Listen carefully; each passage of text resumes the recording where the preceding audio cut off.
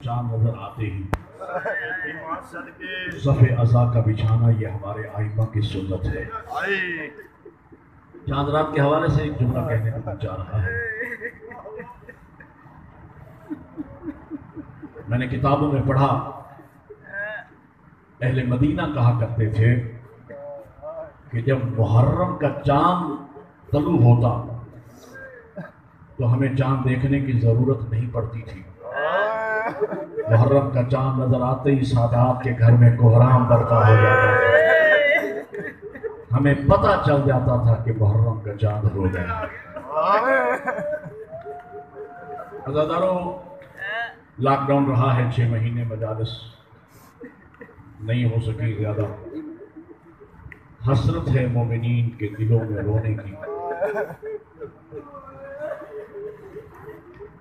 میں آیا ہوں، مجھے میرے بانیان بار بار فرما رہے تھے کہ مولانا مصائب کے لیے زیادہ وقت دینا۔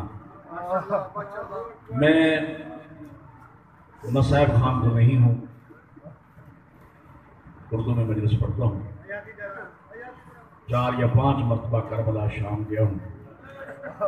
بہن بھائیوں سے صرف ایک ہی درخواست کی ہے، ان کے واسطے اور وسیلے سے ایک ہی دعا اللہ سے مانگی ہے کہ پوری زندگی جی بھر کے رو بھی سکوں اور رولا بھی سکوں، اس لیے کہ رونا ہماری زندگی ہے، رونا ہماری حیات ہے۔ رونا یہ اجر رسالت ہے۔ میرے قبلہ، یہ رونا معجزہ ہے، یہ عزاداری، یہ غم حسین زندہ معجزہ ہے کربلا والوں کا۔ معجزہ کسے کہتے ہیں؟ میں عربی کا طالب علم ہوں، میں معجزے کی تعریف جانتا ہوں۔ خارق العادہ امر کو معجزہ کہا جاتا ہے،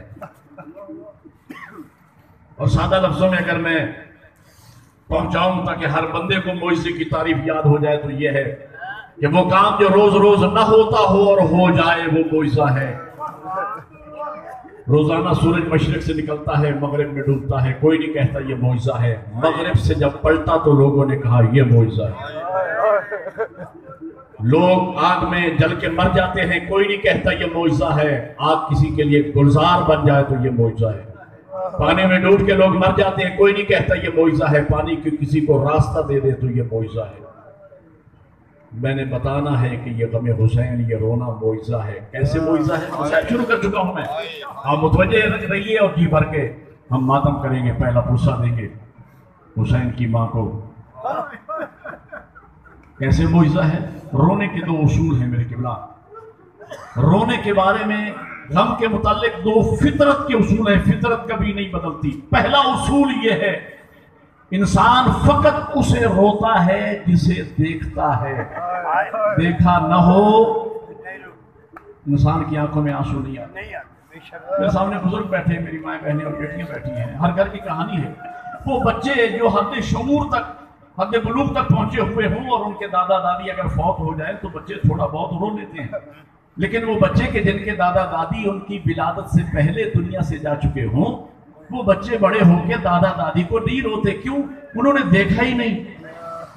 وہ میرے بھائیوں، اگر دیکھا نہ ہو تو سکا بھائی بھائی کو نہیں روتا، بہن سکے بھائی کو نہیں روتی اگر دیکھا نہ ہو۔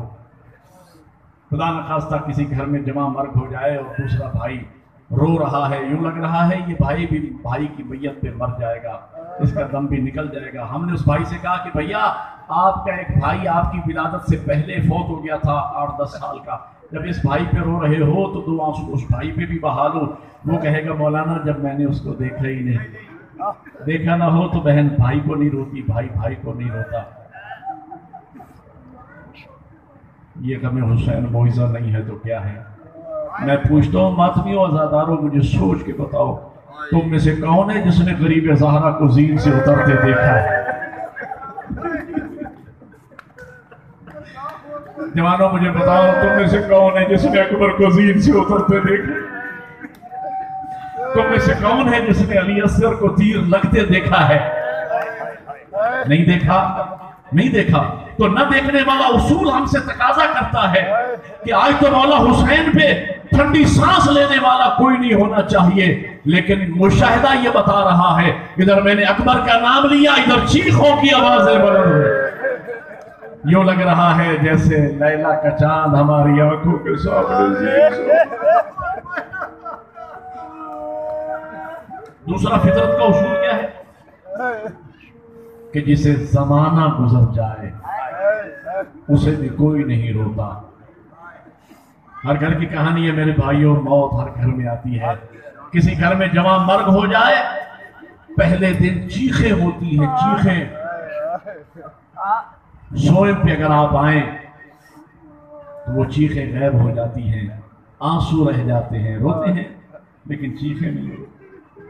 40ویں پہ آپ آئیں وہ آنسو بھی غائب ہو جاتے ہیں، ٹھنڈی سانسیں باقی رہ جاتی ہیں۔ ہاں یار بڑا اچھا جوان تھا، بڑا اچھا۔ سال کے بعد آپ اس کی برسی پہ آئیں وہ ٹھنڈی سانسیں بھی غائب ہو جاتی ہیں۔ فاتحہ پڑھ لیا، مجلس کر دیا۔ یہ کائنات کی سب سے بڑی حقیقت ہے جو میں آپ کو سنا رہا ہوں۔ 2 4 سال 10 سال گزرتے ہیں، سکی بہن بھائی بھول جاتے ہیں۔ وہ ماں کہ اگر اس کا بیٹا سکول سے آدھا گھنٹہ لیٹ ہو جائے تو یوں تڑپتی ہے جیسے مچھلی پانی کے بغیر تڑپتی ہے، برقع پہنتی ہے، باہر نکلنے کی کوشش کرتی ہے میرا بیٹا نہیں آیا۔ لیکن اگر بیٹا مر جائے 2 سال 4 سال 10 سال گزرتے ہیں، سکی ماں بیٹا بھول جاتی ہے۔ وہ یار 1400 سال ہو گئے قبر پہ برچھی لگے، 1400 سال ہو گئے غریب زہرا کو زیر سے اترے۔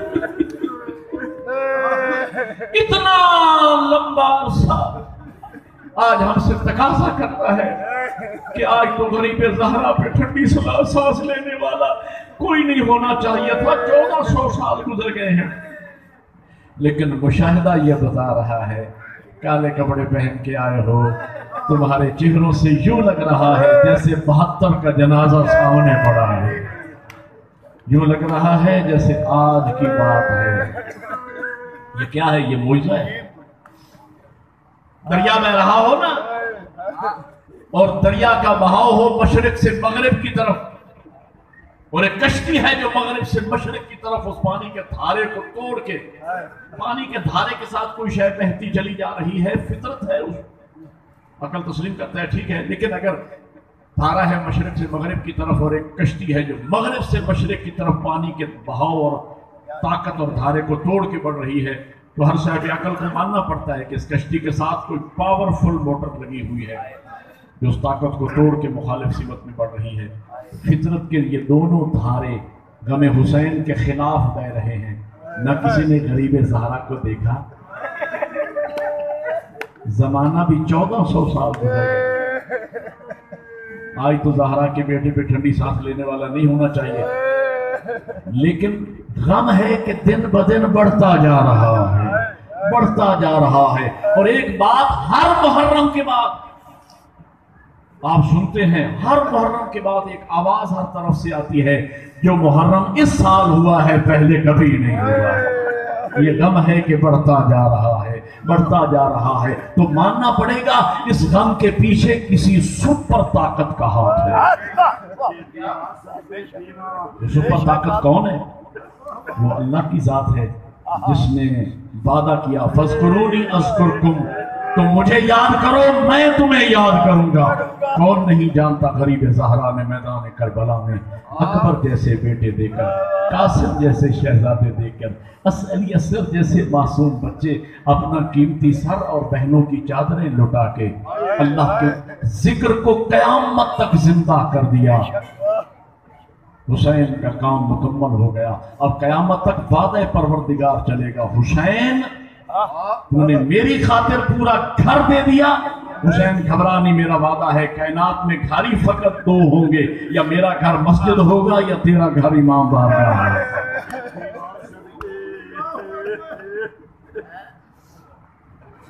یہ معجزہ ہے، اس ذکر کے پیچھے اللہ کی ذات ہے، اس ذکر کے پیچھے خدائی طاقت ہے۔ اللہ یہ چاہتا ہے ذکر آگے بڑھے۔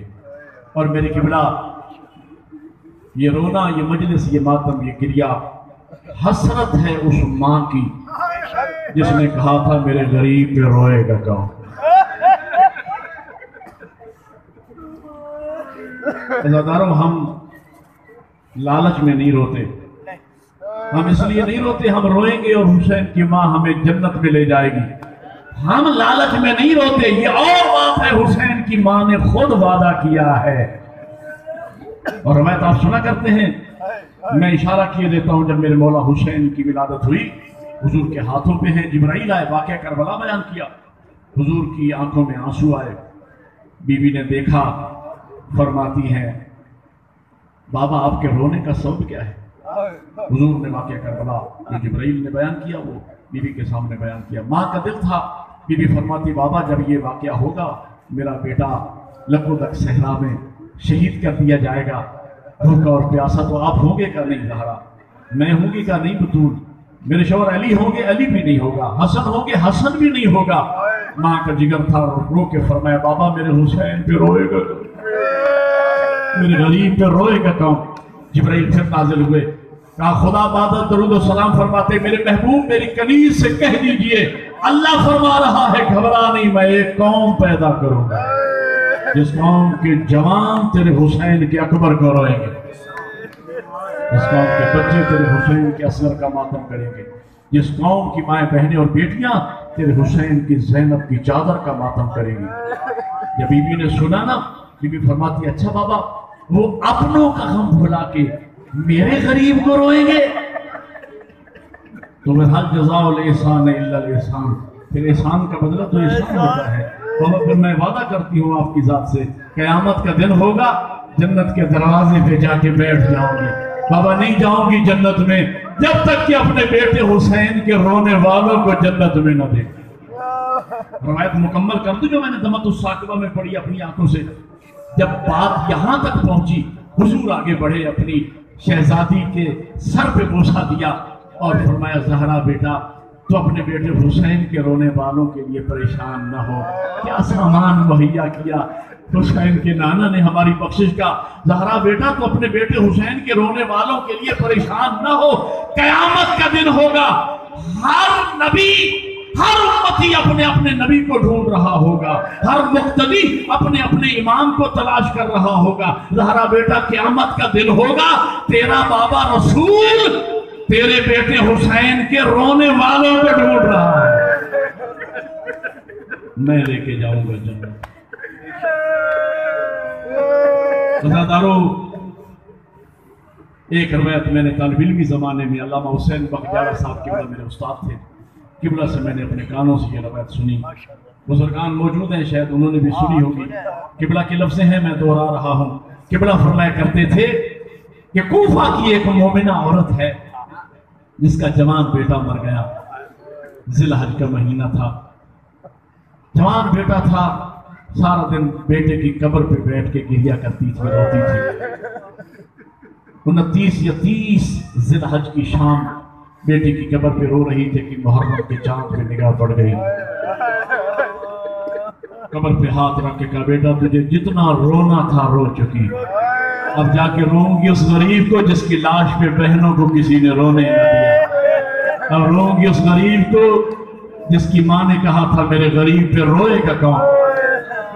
یکم محرم سے لے کر 12 محرم تک مسلسل قبلہ کی لفظیں ہیں، گریہ و ماتم و مجلس میں گزارا، 12 محرم کے بعد 13 محرم کو دل میں خیال آیا کہ میرا جو جوان بیٹا مر گیا تھا میں جاؤں اپنے بیٹے کی قبر کی فاتحہ پڑھ کے آؤں۔ قبلہ فرماتے ہیں جب وہ عورت آتی ہے نا بیٹے کی قبر پہ کیا دیکھتی ہے؟ ان کے آنے سے پہلے ایک کالے برقعے والی بیوی ہے جو اس کے بیٹے کی قبر کو گلے لگا کے بیٹا بیٹا کہہ کے بیان کر رہی ہے۔ وہ مومنہ عورت آگے بڑھی کہ بی بی یہ تیرے بیٹے کی قبر نہیں ہے، یہ میرے بیٹے کی قبر ہے، کہ بی بی فرماتی ہے مومنہ مجھے پہچان میں بھولنے والی نہیں ہوں، 12 دن تو میرے بیٹے کو روتی رہی، میں آج تجھے تیرے بیٹے کا پرسہ دینے آئی۔ جزاک اللہ، خدا آپ کی چیزیں قبول فرمائے اپنی بارگاہ میں۔ اور آخری جملے عزادارو چاند رات کے حوالے سے ایک اور بات کل تیاری سے مصاحب میں پڑھوں گا، لیکن ایک روایت میرا دل چاہتا ہے آپ کو 2-3 منٹوں میں سنا دوں۔ میرے 8ویں امام راوی کا نام ابن شبیب ہے، یہ وہ روایات ہیں جو میں کتابوں سے پڑھ کر یا جیت علماء سے سن کے آپ کے سامنے میں نے کہا ہوں، ایک ایک لفظ کا ذمہ دار ہوں۔ ابن شبیب راوی ہے 29 یا 30 ذی الحج کی شام ہم فرزند زہرا کے پاس بیٹھے ہوئے تھے 8ویں امام کی بارگاہ میں. اچانک امام کی نگاہ محرم کے چاند پہ پڑی. امام نے نیچے سے کانی نکال دی, گریبان کے بٹن چاک کر لیے, آستینیں چڑھا لی, خاک کربلا اٹھا کے سر پہ ڈالی اور فرزند زہرا نے بلند آواز سے گریہ کرنا شروع کیا. واہ محمدہ واہ علیہ واہ حسینہ. ابن شبیب کہتے ہیں میں آگے بڑھا, میں نے قدموں پہ ہاتھ رکھے کہا فرزند رسول اچانک اس قدر بلند آواز سے گریہ کرنے کا سبب کیا ہے؟ کہ فرزند زہرا رو کے فرماتی ابن شبیب محرم کا چاند ہو گیا. اور پھر فرماتی ابن شبیب کیا محرم کا چاند نظر آ جانے کے بعد بھی عزادار کو رونے کے لیے کسی سبب کی ضرورت ہے؟ ابن شبیب محرم کا چاند ہو گیا. اور پھر ابن شبیب کہتا ہے کہ پھر مسلسل عاشور تک ہر روز فرزند رسول مجلس کرتے, مومنین کو جمع کرتے, عزاداروں کو جمع کرتے, مجلس پڑھتے, ہمیں رونے کا حکم دیتے اور یہ بھی فرماتے کہ میرے جد کے غم میں یوں رویا کرو جیسے بوڑھی ماں جوان بیٹے کی لاش میں روتی. اور گریہ اور عاشور کو بڑے اہتمام کے ساتھ منایا میرے 8ویں امام نے. اور میں نے ایک مرتبہ پوچھ لیا فرزند رسول عاشور کو اس اہتمام کے ساتھ آپ مناتے ہیں اور اپنے ماننے والوں کو منانے کا حکم دیتے ہیں, تو تاریخی جملہ فرزند رسول نے کہا کہ ابن شبیب اس لیے کہ ہمارے دلوں میں ایک درد ہے کہ کہیں لوگ غدیر کی طرح عاشور کو بھول نہ جائے. اور آخری جملے ابن شبیب کہتے ہیں عصر عاشور ہو گئی, قریب یہی وقت تھا جس وقت میں آپ مجلس سن رہے ہیں, عصر عاشور. ابن شبیب کہتے ہیں فرزند رسول اس قدر روئے اور اس قدر تڑپ کے رو رہے تھے جیسے مچھلی پانی کے باہر تڑپتی ہے. اور میں نے آگے بڑھ کے پوچھ لیا فرزند رسول اس وقت میں اس قدر تڑپ کے اور بلند آواز سے گریہ کرنے کا سبب کیا ہے؟ ایک مرتبہ امام فرماتے ابن شبیب یہی وہ وقت ہے جب میرا بابا مارا گیا. ماتم کرنا ہے تو نہ سمجھنا, پہلا پرسہ ہے محرم کا عزادارو, اگر دل چاہے تو ہاتھ پیارا نہیں کرنا. کہا ابن شبیب یہی وقت تھا جب میرا غریب بابا ذبح کیا گیا, اور کس طریقے سے ان ملعونوں نے میرے بابا کو ذبح کیا اگر تجھے پتہ چل جائے تو تو بھی یوں ہی روئے جیسے زہرا کا بیٹا رو رہا ہے. ابن شبیب ہاتھ باندھ کے کہتے ہیں مولا آپ ذرا ارشاد فرمائیے کہ کیسے آپ کے بابا کو ذبح کیا گیا؟ امام فرماتے ہیں ان ملعونوں نے عصر عاشور میرے بابا حسین کو یوں ذبح کیا جیسے دور جاہلیت میں لوگ جانوروں کو ذبح کرتے. مسائل تو پڑھ دیا میں نے. ابن شبیب رو کے کہتے ہیں فرزند رسول ذرا ارشاد فرمائیے کہ دور جاہلیت میں لوگ جانوروں کو کیسے ذبح کرتے تھے؟ امام فرماتے یہ اسلامی طریقہ نہیں تھا کہ کھانا کھلا کے پانی پلا کے تیز دھار آلے کے ساتھ ذبح کیا جاتا. دور جاہلیت میں طریقہ یہ تھا کہ درمیان میں جانور کو کھڑا کر لیتے تھے, لوگ ارد گرد جمع ہو جاتے تھے, کسی کے ہاتھ میں نیزہ ہوتا, کسی کے ہاتھ میں تیر ہوتا, کسی کے ہاتھ میں تلوار ہوتی, کوئی اس جانور کو نیزہ مارتا, کوئی تیر مارتا, کوئی تلوار کا وار مارتا, کوئی پتھر مارتا. جب وہ جانور زخموں کی تاب نہ لا کے گر پڑتا وہ لوگ آگے بڑھ کے اس کی گردن کاٹ لیتے. ابن شبیب جب میرا بابا اکیلا رہ گیا, کوئی تیر مارتا تھا, کوئی پتھر مارتا تھا, کوئی نیزہ مارتا تھا, زخموں میں چور ہو گیا میرا بابا.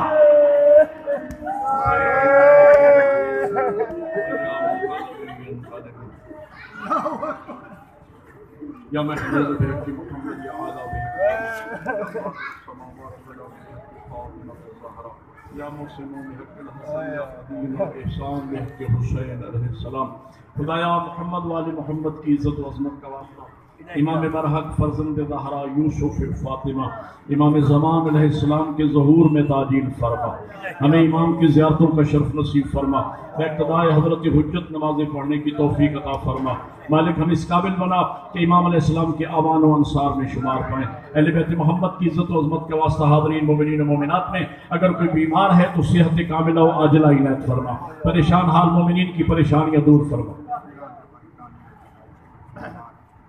اہل بیت محمد کی عزت و عظمت کا واسطہ امام سجاد علیہ السلام کا صدقہ ان کے واسطے اور وسیلے سے دعا ہے کہ صفدر علی خان علیل ہیں دعا کریں حضرت امام سجاد علیہ السلام کے صدقے میں مالک انہیں صحت کاملہ و عاجلہ عنایت فرما، جو گودے اولاد کی دولت سے خالی ہیں مالک انہیں اولاد کی دولت سے مالا مال فرما، جنہیں بچے دیے ہیں ان کی صحیح تعلیم و تربیت کی توفیق عنایت فرما، اہل بیت محمد کی عزت و عظمت کا واسطہ بانیان عشر مجالس کی دینی دنیاوی توفیقات میں اضافہ فرما، جتنے مومنین تشریف لائے ہیں تشریف لائیں گے میرا مالک ایک ایک قدم کے بدلے میں اجر کثیر عنایت فرما، جہاں بھی عزاداران سید الشہداء عزاداری میں اور ماتمیان ماتم میں مشغول ہیں ان سب کی حفاظت فرما، دشمنوں کے اور منافقوں کے شر سے محفوظ فرما، اہل بیت محمد کی عزت و عظمت کا واسطہ ہماری دعاؤں کو مستجاب فرما، اللہم تقبل منا انکا انت السمیع الدعا، ان اللہ و ملائکتہ یصلون علی النبی